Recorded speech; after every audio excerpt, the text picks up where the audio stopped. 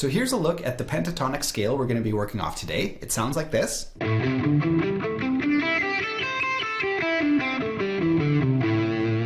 So if you don't know the scale, you can pause the video and learn it, but let's move on to exercise 1. For our first example, we're going to be using exercise 3 off the worksheet. Now when you're soloing using pentatonic scales, it's quite easy to run out of notes because there's only 2 notes per string, so it's important to find ways to extend the scale. So this is a great place to start. We're going to play 8 notes up the scale, starting on 6th string, then 5th string, then 4th string. So here's what it sounds like.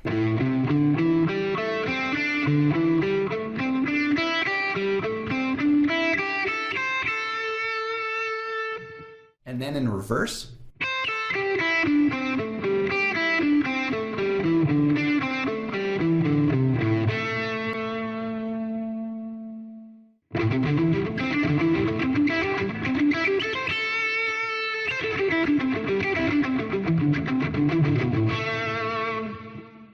So let's take a look at how we can practically use this concept in a solo.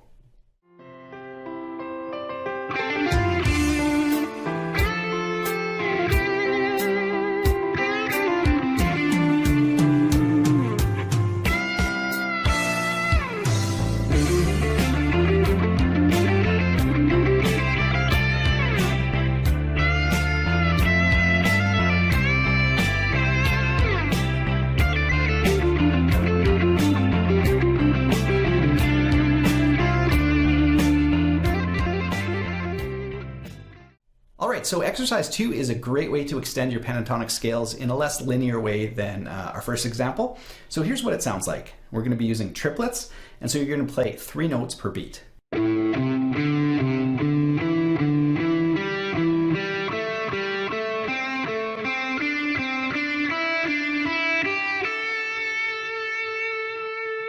And in reverse.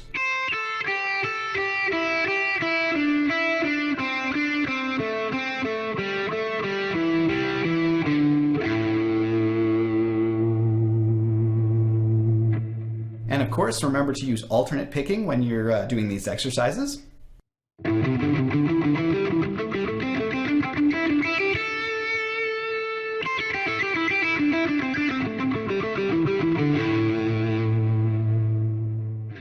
So let's take a listen to what this sounds like in the context of a solo.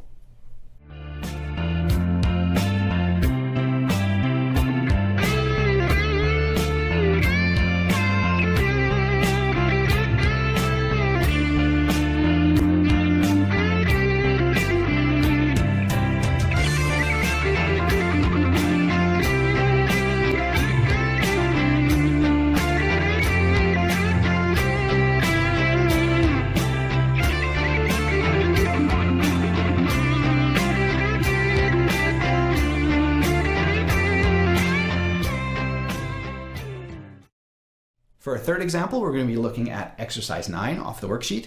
Now, adding chromatics into your playing is something I love to do in my soloing. It just adds an element that's sort of outside of the basic pentatonic scale.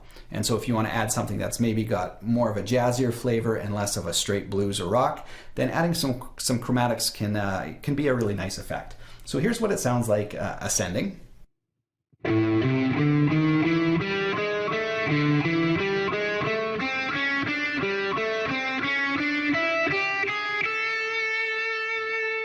And descending.